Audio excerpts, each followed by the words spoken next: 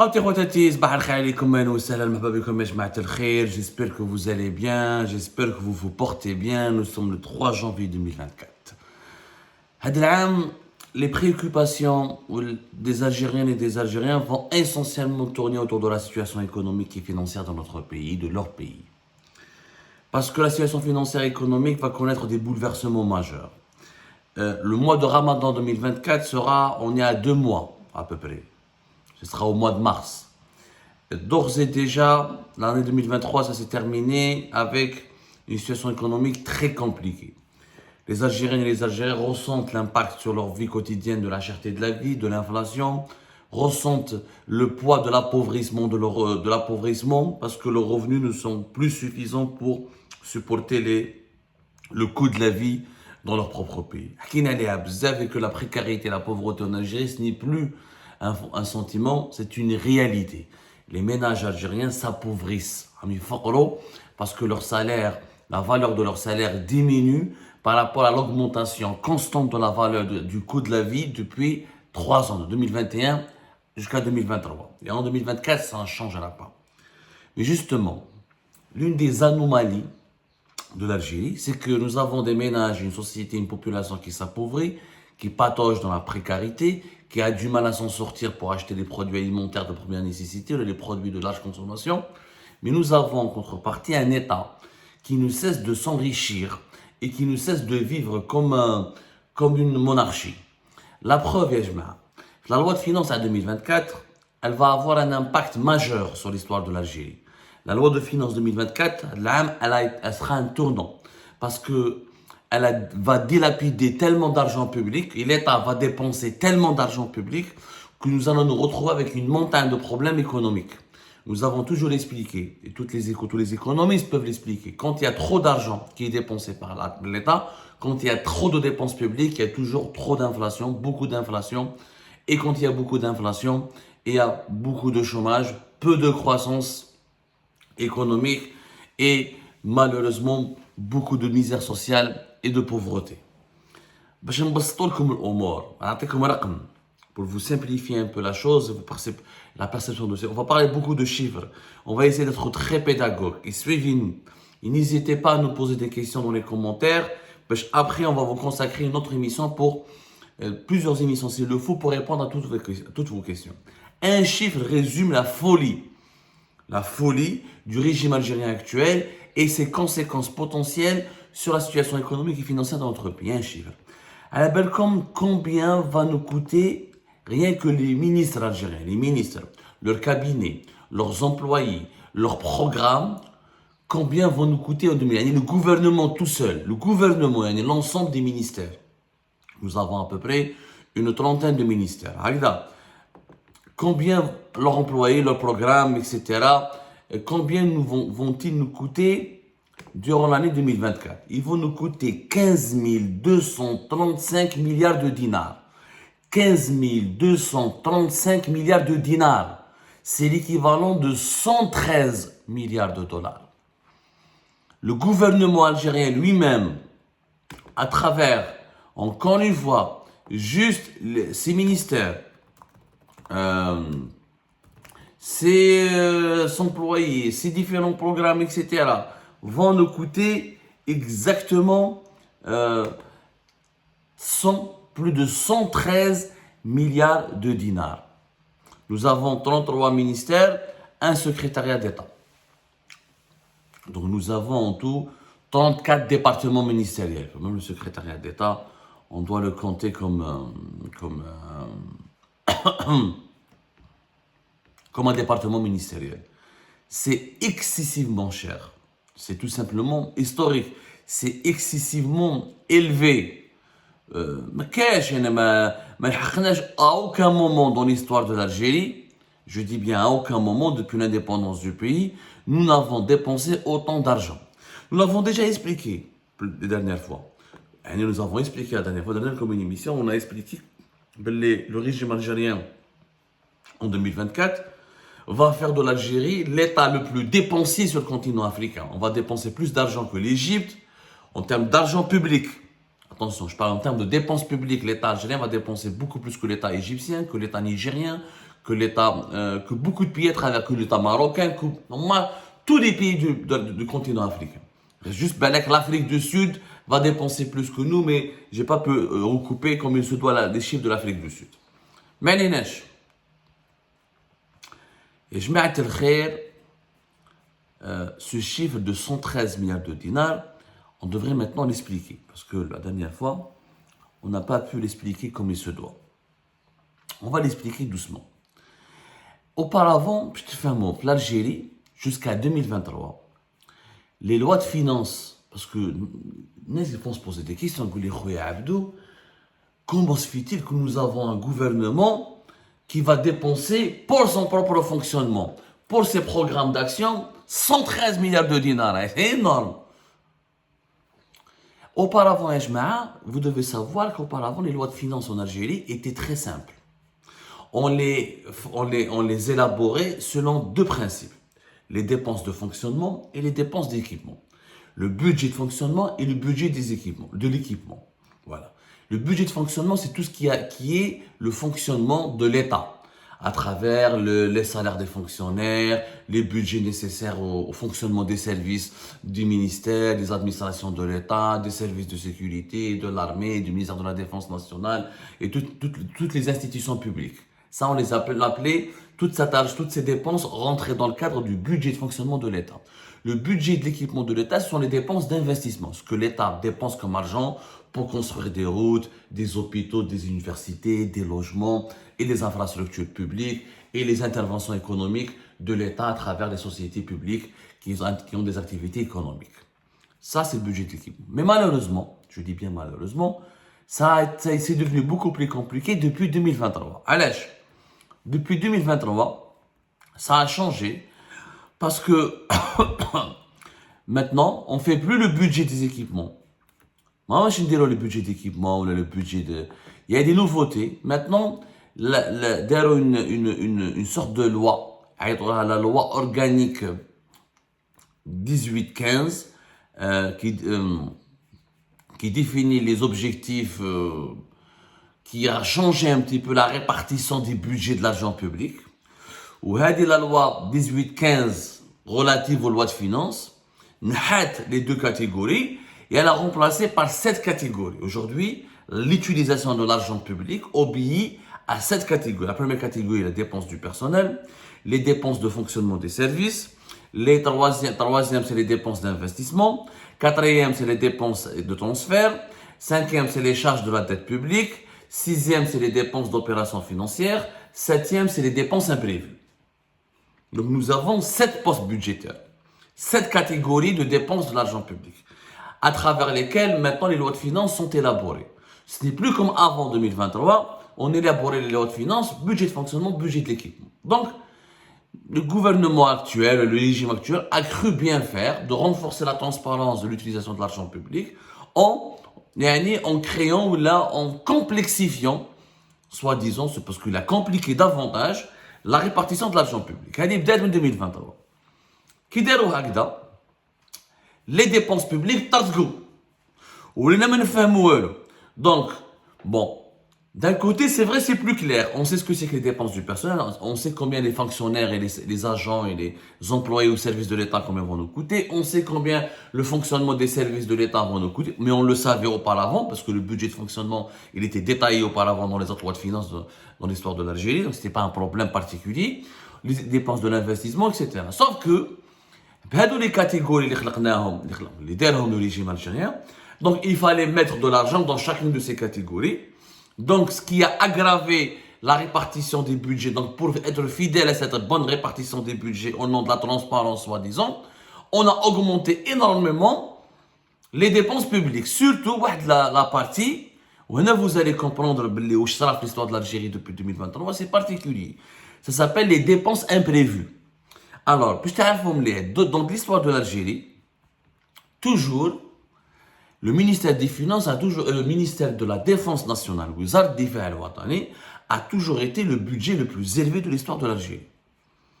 Le ministère de la Défense nationale, l'armée prenait toujours le premier budget, jusqu'à même 2022. C'était l'armée qui avait toujours l'équivalent jusqu'à entre 9 et 10 milliards de dollars. Et pendant des années, c'était entre 8 et 9. Avant, c'était entre 6 et 7 milliards de dollars. Comment l'Algérie s'enrichissait? Plus l'Algérie évoluait dans le temps, plus le budget de l'armée augmentait. Le deuxième budget du pays, c'était l'éducation nationale, entre 7 et 8 milliards de dollars. Depuis 2023, ce n'est plus le budget ce n'est plus le budget de la défense nationale qui est le premier budget de l'État algérien. C'est le budget du ministère des Finances. Oui, mes amis, c'est le ministère des Finances qui a le budget le plus important du gouvernement. C'est-à-dire que le budget du ministère des Finances, il est beaucoup plus élevé que celui de la Défense nationale. La preuve, le budget du ministère des Finances, il est à 3172 milliards de dinars. Alors que celui de la Défense nationale, il est à 2926 milliards de dinars. Pourquoi la différence? Parce que le ministère des Finances a une catégorie, les dépenses imprévues, ou là, vous pouvez le voir dans le texte de la loi de finances, la catégorie elle est sous la rubrique crédits non assignés. Les crédits non assignés ou les dépenses imprévues, qui font partie des 7 piliers d'une loi de finances en Algérie, donc des 7 piliers du budget public, FIA pour 2024, 1900, tenez-vous bien, puis la gabji, l'anarchie, le fawda et le n'importe quoi, les la nouvelle Algérie. Les dépenses imprévues, les crédits non assignés, ils vont dépasser les 1920 dinars, les 1920 milliards de dinars. C'est l'équivalent de plus de 14 milliards de dollars. 14,3, 14 milliards et demi de dollars. Où sont les dépenses imprévues? Alors, les dépenses imprévues, ce sont des dépenses qui n'ont pas été encore attribuées aux différents ministères qui composent le gouvernement. C'est-à-dire que logiquement, ce sont des dépenses, les gouvernements, c'est de l'argent qui est là, qui est dans une caisse, ça s'appelle crédit non assigné. Cette caisse, elle appartient, elle est gérée par le ministère des Finances. C'est logique parce que c'est le ministère des Finances qui fait les lois de finances et c'est lui qui ensuite envoie les budgets à travers le trésor public, à travers la Banque d'Algérie, etc. Et c'est lui donc qui envoie les budgets à tous les départements du gouvernement. Il y a un seul budget, mais pour le moment, au début de l'année, ils ne savent pas précisément à quoi va servir concrètement cet argent. Or, il s'agit de plus de 1920 milliards de dinars, c'est quand même plus de 14 milliards de dollars. Mais déjà, à la belle à peu près, qui dès le projet de loi de finances, le gouvernement à l'époque, dans la présentation du projet de loi de finances, de ces dépenses permettront la couverture des dépenses imprévues pour l'exercice 2024, qu'il s'agit par exemple des décisions prises concernant la révision des statuts de certains secteurs, notamment celui de l'enseignement supérieur, de la santé, de l'éducation nationale et des imams, la révision des pensions des moudjahidines ayant droit, la poursuite des efforts de rattrapage au profit des wilayas décidés par les pouvoirs publics en matière d'investissement.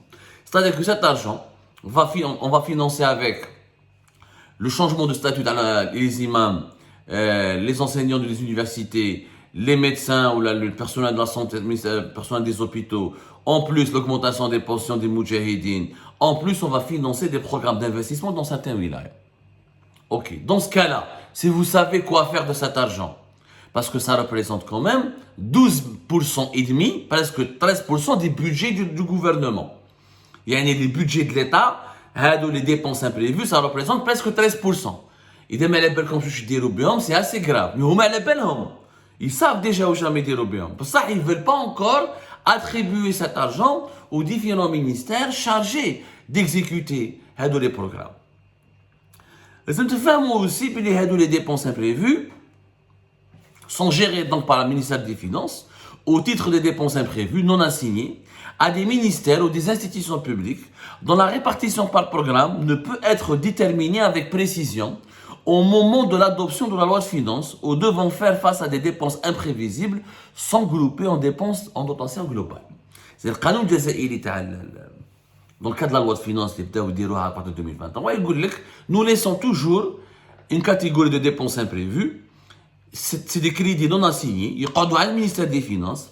On ne va pas les donner à des ministères ou des institutions publiques parce que nous n'avons pas déterminé avec précision au moment de l'adoption de la loi de finances, c'est-à-dire jusqu'à décembre de la fin de l'année, on ne sait pas qu'est-ce qu'on va faire avec cet argent et on doit faire face à des dépenses imprévisibles.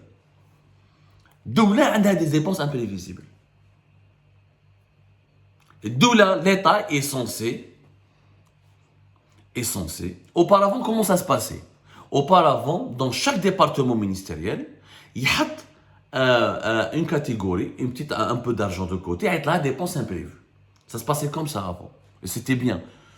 Un petit peu, ça représentait un petit peu d'argent. Donc, non. Donc, les ministères n'ont pas le droit de laisser de l'argent de côté. Il y a un grand fonds, il y a une grande caisse, où c'est la dépense imprévue. C'est-à-dire que d'où là, ما نبلهاش واش راح يصرى حتصرف دراهم. Or, dans la gestion d'un pays, ça n'existe pas des dépenses imprévisibles. Les dépenses imprévisibles, normalement, quand il y a un séisme, quand il y a des catastrophes naturelles, quand il y a une cas d'agression, quand il y a des périodes... c'est que des catastrophes naturelles ou des guerres. Ce sont les deux seules catégories qui peuvent justifier des dépenses imprévisibles. Sinon, tout le reste, on peut le budgétiser. À la belle avec les salaires, comment tu veux les augmenter, tu sais combien, tu sais ce que combien tu veux qu'on augmente, au profit de qui, combien de logements tu vas construire, combien d'hôpitaux, tout ça, tu le sais à l'avance. C'est pas possible.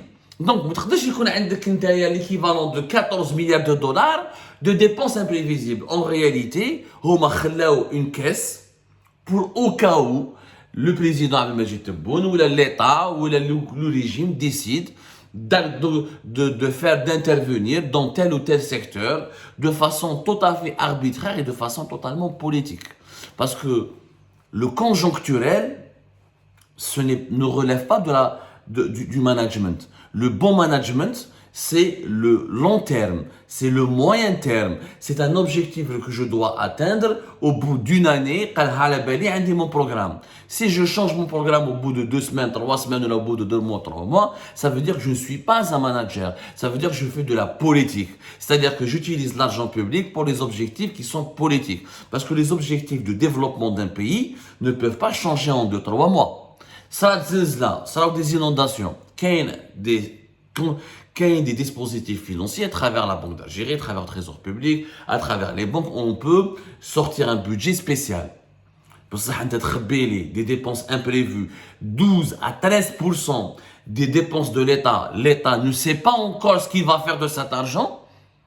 C'est du bricolage dangereux qui prouve que le régime algérien actuel n'a pas de vision. Mais en réalité, d'être des dépenses imprévisibles, que des manifestations, que des protestations, que des pénuries, etc. L'État va sortir cet argent et va le distribuer pour calmer, pour colmater les trous, pour empêcher que le navire ne s'écoule et pour se maintenir au pouvoir. Mais cette façon de faire, elle aggrave le déficit budgétaire, elle aggrave la dette publique, elle aggrave l'inflation. On va faire circuler beaucoup d'argent, beaucoup de billets, beaucoup de monnaie à travers le pays. Et du coup, la valeur de la monnaie en Algérie va se perdre, va diminuer. L'inflation, c'est quoi? C'est la diminution de la valeur de la monnaie. Quand la monnaie perd de sa valeur, les produits, les biens et les services qu'on est censé acheter avec cette monnaie, leur prix vont augmenter. Parce que la valeur de ta monnaie, elle baisse. Et pourquoi la valeur de la monnaie, elle baisse? Parce que tout simplement, ta monnaie, elle est disponible en grosse quantité. Et cette quantité de monnaie ne correspond pas à une création de biens et de services. شوفوا باش تفهمها لكم انا نبسطها لكم اقدر ابعد بعد ممكن يعني j'essaie de vous simplifier les choses. Le bricolage. لحقنا 113 milliards de dollars de budget du gouvernement. هادو غير les ministères et les appareils de l'État, les institutions publiques, dont 14 milliards et quelques ne sont pas encore répartis et distribués. Et c'est pour cette raison que le ministère des Finances se retrouve avec un budget historiquement plus élevé que celui du ministère de la Défense nationale. Et donc, ils vont décider petit à petit ce qu'ils vont faire. Parce que كيف ما تقدرش تقول لي باللي le changement les pensions des moudjahidines, les salaires des enseignants, tout ça, ça a été prévu, tout ça, ça a été budgétisé, tout ça, tu sais combien ça te coûte et tu sais comment tu vas le dépenser, quand est-ce que tu vas le dépenser. En réalité, ces dépenses imprévues, c'est tout simplement une tirelire personnelle du régime. Genre, le régime algérien considère que l'argent public, c'est son argent, il cache dans une tirelire qu'il va utiliser cette tirelire quand il en a besoin. Sans se soucier des conséquences sur la stabilité financière et économique de notre pays. C'est anormal. Cette émission, on vous l'a faite pour que vous compreniez bien que le bricolage financier actuel et économique qui prévaut dans notre pays, c'est lui qui va aggraver la pauvreté, la cherté de la vie et la précarité. Parce que quand on dépense trop et excessivement, quand on dilapide de l'argent public comme ça a des conséquences. L'argent, ce n'est pas juste une opération d'impression de billets. Non, quand tu imprimes beaucoup de billets et quand tu fais du n'importe quoi avec ces billets, tu payes cash l'addition finale. Au niveau de tes indicateurs, au niveau de l'inflation, au niveau du chômage, au niveau de la pauvreté, au niveau de vie de ta population, il y a des conséquences directes. Ce n'est pas un Monopoly, Ejma. C'est un danger. La gestion d'un pays n'est pas un jeu de Monopoly. Et quand on la prend pour un jeu de Monopoly, ça peut être très dangereux.